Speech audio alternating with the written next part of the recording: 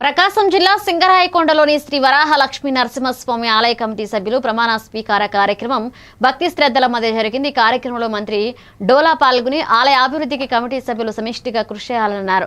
Shri Bala Veeranjaneya Swamy maritime board chairman Damacharla Satya, tourism corporation chairman Nookasani Balaji హాజరై దేవుని ఆశీస్సులు తీసుకున్నారు.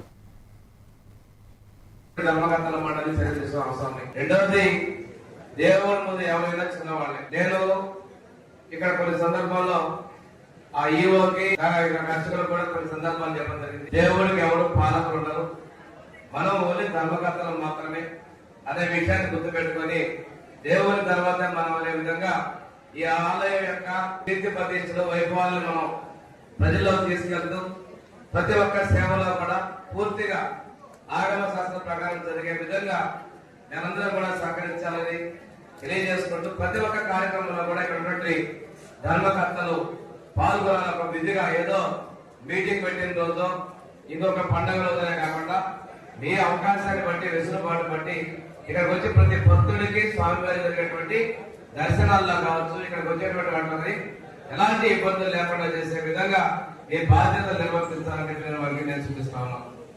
ఇదేవిధంగా ఒకసారి తీసుకున్నట్లయితే ఆలయ అభివృద్ధిలో పెద్ద నాచలాగా పండించుకోవడం, మనం టెంపుల్ ఉన్నటువంటి సేవలు తీసుకోవటం, 14-15 పైన సిమెంట్ రోడ్డు ఏర్పాటు చేయడం.